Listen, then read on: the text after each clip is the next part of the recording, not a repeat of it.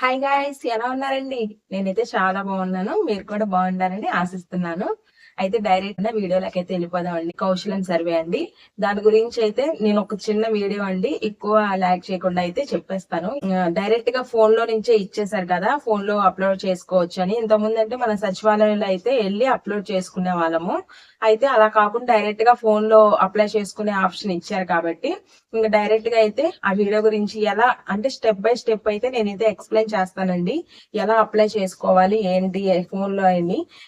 నేను already apply చేసుకున్నాను కదా. అయితే నేను సచివాలయంకి వెళ్ళి అప్లై చేసుకుని మళ్ళీ ఎవరికి అప్లై చేస్తానంటే మా ఫ్రెండ్ కి అండి. నేను కేవలం ఈ వీడియో చేయడం కోసం అని చెప్పి డైరెక్ట్ గా నేనైతే ఆ వెబ్సైట్ లోకి వెళ్ళి నా ఫోన్ లో నుంచి నేను అప్లై చేసి వాళ్ళకి రిజిస్ట్రేషన్ అయితే కంప్లీట్ చేశాను అనమాట. అది ఆ ప్రాసెస్ అంతా నేనైతే మొత్తం స్క్రీన్ షాట్లు తీసుకొని ఉంచుకున్నాను మీకు చెప్పడం కోసం అని చెప్పి ఇదంతా ఉంచానండి. వాళ్ళ వెబ్సైట్ అయితే GSWSAP.government.in అండి. ఆ వెబ్సైట్ అయితే మీకైతే తెలుసు కదా. ఆ వెబ్సైట్ లోకి అయితే వెళ్ళిపోవాలండి. లెఫ్ట్ సైడ్ అనమాట, ఫోన్ కి లెఫ్ట్ సైడ్ 3 గీతలు ఉంటాయి, తెలిసిందే కదా. దాని మీద క్లిక్ చేస్తే అక్కడ కౌశలం సర్వే అని, కౌశలం సర్వే రిజిస్ట్రేషన్ ఉంటదండి. దాని మీద అయితే క్లిక్ చేయాలి. క్లిక్ చేయగానే ఓపెన్ అవ్వగానే ఒక చిన్న బాక్స్ ఉండి క్లిక్ హియర్ అని చెప్పి ఒక చిన్న బాక్స్ అయితే ఉంటది అక్కడ. ఆ బాక్స్ కనుక క్లిక్ చేస్తే అక్కడ మ్యాటర్ ఉంటది అనమాట. అక్కడ మన ఇంగ్లీష్ లో ఉంటది ఫస్ట్, తర్వాత తెలుగులో అయితే ఉంటది. అది కొంచెం స్క్రోల్ చేయాలి పైకి వెళ్ళిన తర్వాత. దానిలో అయితే కింద ఆధార్ అథెంటికేషన్ అని చెప్పి ఉంటది. ఒక బాక్స్ ఉండి అందులో ఇంటూస్ అయితే ఉంటాయి. అక్కడ మనం అయితే ఆధార్ నెంబర్ అయితే క్లిక్ చేయాలి. మనకి ఆధార్ నెంబర్ దగ్గర పెట్టుకొని ఉండండి. ఆధార్ నెంబర్ క్లిక్ చేయండి. ఫస్ట్ స్టెప్ అండి అది. ఆధార్ నెంబర్ క్లిక్ చేయగానే అక్కడ ఓటీపీ అని ఉంటది, సెండ్ ఓటీపీ అని ఉంటది. ఆ సెండ్ ఓటీపీ అని చెప్పి అక్కడ క్లిక్ చేయగానే సెండ్ ఓటీపీ అనగానే మన ఫోన్ కి ఓటీపీ అనేది వచ్చేస్తుంది. ఆ ఓటీపీ రాగానే వెంటనే మనం ఆ ఓటీపీ మన ఆ బాక్స్ లో క్లిక్ చేయగానే కౌశలం సర్వే రిజిస్ట్రేషన్ అనేది ఓపెన్ అయిపోద్ది. పర్సనల్ డీటెయిల్స్ అని ఉంటదండి. ఆ పర్సనల్ డీటెయిల్స్ కింద ఒక లైన్ లో మన జెండర్ ఏంటి, మేల్ అయితే మేల్, ఫీమేల్ అయితే female, date of birth, state, ఇవన్నీ కూడాను అవన్నీ ఆధార్ కార్డ్ ఏదైతే ఉందో అన్ని ఇప్పుడు ఆధార్ కార్డ్ బేస్ అయిపోయినాయి కాబట్టి ఆధార్ కార్డ్ లో ఏదైతే ఉందో ఆధార్ కార్డ్ బేస్ మీదే చెప్పాలి. ఇప్పుడు డేట్ ఆఫ్ బర్త్ ఉందండి, ఆ date of birth Aadhaar card లో ఒకటి ఉంటది. అది కాకుండా మనకు ఓన్ గా మన సొంత డేట్ ఆఫ్ బర్త్ ఉంటది.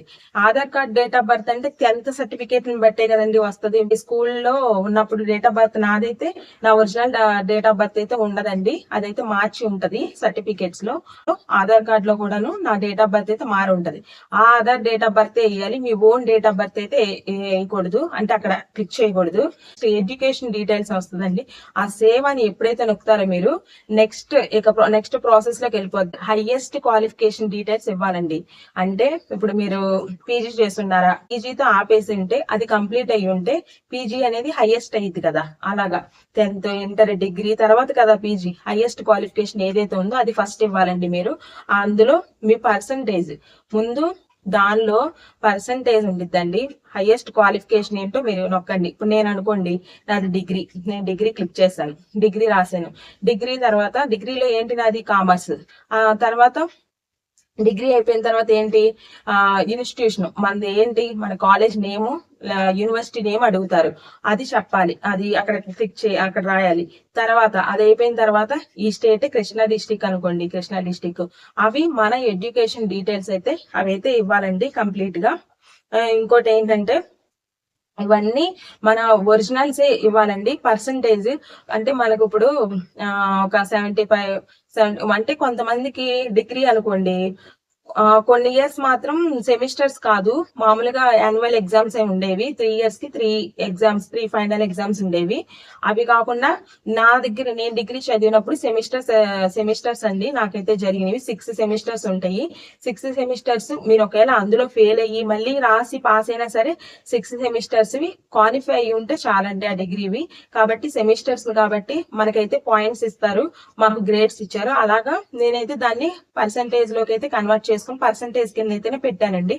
అదైతే అందరికి క్లారిటీ ఉంటదని చెప్పి పర్సంటేజ్ పెట్టాను. నాకు ఎంత పర్సంటేజ్ వచ్చిందో పాయింట్స్ తో సహా ఇప్పుడు 76% అని యాక్యురస్ గా 76 పాయింట్ సంథింగ్ వచ్చింది అనుకోండి. 76 అని చెప్పి పెట్టి వదిలేయకూడదండి. 76 పాయింట్ ఎంత ఉందో దాని పక్కన కూడా క్లిక్ చేయాలి. నేనైతే అలాగే క్లిక్ చేశాను, ఎందుకైనా మంచిది అని చెప్పి. ఎందుకు అంటే అప్రాక్స్ గా ఇవ్వడం కన్నా ఒరిజినల్ గా ఇవ్వడం బెటర్ కదా అని చెప్పి అప్రాక్స్ కాకుండా 76 పాయింట్లు ఎంత వచ్చిందో అదైతే పర్సంటేజ్ క్యాలిక్యులేట్ చేసుకున్నానండి నేను. తర్వాత ఎడ్యుకేషన్ డీటెయిల్స్ అయిపోయింది, హైయెస్ట్ క్వాలిఫికేషన్.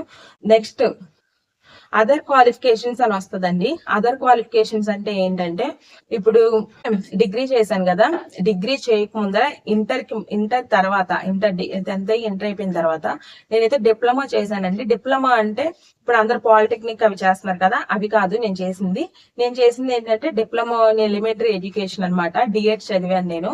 అది నేను ఇంటర్ అయిపోయిన తర్వాత అది డిఎడ్ చదివిన తర్వాత మళ్ళీ డిగ్రీ అయితే చేశాను నేను. అది అదర్ క్వాలిఫికేషన్ కింద వస్తుందండి నాకైతేను. ఒకటి డిప్లొమా, ఒకటేమో డిగ్రీ, రెండు ఉన్నాయి నాకు. అదర్ క్వాలిఫికేషన్ మీకు ఉంటే మీరు పెట్టండి, లేదు అనుకుంటే స్కిప్ చేసేయండి.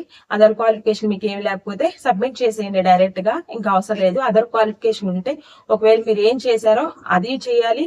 ఆ ఎడ్యుకేషన్ కాబట్టి ఎడ్యుకేషన్ డీటెయిల్స్ పైన ఏదైతే ఇచ్చారో అంటే మీ పర్సంటేజ్, ఇన్స్టిట్యూట్, మీ మార్క్స్ లిస్ట్ లో ఉన్నాయి. ఇప్పుడు మార్క్స్ అడిగితే అవి పర్సంటేజ్ గానీ మార్క్స్ గానీ అవన్నీ డీటెయిల్స్ పైన ఎడ్యుకేషన్ డీటెయిల్స్ ఏమైతే ఇస్తారో కింద కూడా అవే ఇవ్వాలండి. మీకైతే క్లారిటీ ఉంది కదా. డిప్లొమా కానీ ఎవరైనా చేసుంటే గనక, అంటే ఒక చదువుతో ఆపకుండా అదర్ క్వాలిఫికేషన్స్ ఉంటాయి కదా, అలాగా డబల్ పీజీ అని అలాగ ఉంటాయి కదా, అలాంటి వాళ్ళకి మాత్రం అదర్ క్వాలిఫికేషన్ అనేది ఆప్షన్ ఇచ్చారు. అది పెట్టుకోవడం అనేది చాలా యూస్ఫుల్ అంటున్నారు. ఎందుకనంటే నేను పెట్టుకునే టైంకైతే అప్పట్లో వర్క్ ఫ్రమ్ హోమ్ అని చేసినప్పుడు ఆగస్ట్ మంత్ లో అయితే నేనైతే పెట్టుకోలేదు స్టార్టింగ్. ఎందుకనంటే నాకు తెలియదు అదర్ క్వాలిఫికేషన్ అనేది, నన్ను ఏం అడగలేదు, సబ్మిట్ చేశారు. మీకు అదర్ క్వాలిఫికేషన్ కనుక ఉంటే కనుక మీరు స్కిప్ చేయొద్దు. ఎందుకంటే ఎడ్యుకేషన్ బట్టి, మన హైయెస్ట్ క్వాలిఫికేషన్ బట్టి మన జాబ్స్ అనేవి డిపెండ్ అయి ఉంటాయి. కాబట్టి మీరైతే ఇది కంప్లీట్ ప్రాసెస్ అండి, మీకైతే క్లారిటీ ఉంది కదా. ఫస్ట్ ఓపెన్ చేయగానే GSWS అండి, అది government.in లోకి వెళ్ళిపోయి డైరెక్ట్ గా అక్కడ 3 గీతలు ఉంటాయి, అది క్లిక్ చేయండి. క్లిక్ చేయగానే కౌశల్యం సర్వే రిజిస్ట్రేషన్ ఫామ్ అని ఉంటది, అక్కడ క్లిక్ చేయండి. అది క్లిక్ చేయగానే వెంటనే క్లిక్ చేయాలని చెప్పి ఒక బాక్స్, చిన్నది ఒక బాక్స్ అయితే లెఫ్ట్ సైడ్ చిన్న బాక్స్ ఉంటుంది, క్లిక్ చేయగానే మ్యాటర్ స్క్రోల్ చేయాలి. స్క్రోల్ చేసిన తర్వాత కింద ఆధార్ నెంబర్ అడిగిద్ది, సెండ్ ఓటీపీ అంటది. ఆధార్ నెంబర్ కొట్టాక ఓటీపీ నొక్కాక మన ఫోన్ కి ఓటీపీ వస్తుంది. తర్వాత ఆ ఓటీపీ చెప్పగానే మర్చిపోయి మెయిల్ ఐడి అండి, మెయిల్ కి కూడా మెసేజ్ అక్కడ మన మెయిల్ ఐడి ఒరిజినల్ అయితే అక్కడ క్లిక్ చేయాలండి.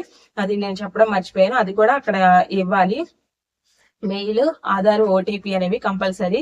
కొంత అంటే 10th ఇంటర్ సర్టిఫికేట్స్ లేని వాళ్ళకైతే పర్వాలేదండి, అవి స్కిప్ చేసేయండి. ఆ సర్టిఫికేట్స్ అవసరం లేదు. మీరు పెట్టే ఆ ఎడ్యుకేషన్ బట్టే అక్కడ మీకు ఆ ఆప్షన్ బ్లాంక్ అవుద్దా లేకపోతే యాక్టివ్ లో ఉంటది అనేది ఉంటది. మీ సర్టిఫికేట్ అది అవసరం లేదు కాబట్టి మీకేం పర్వాలేదు.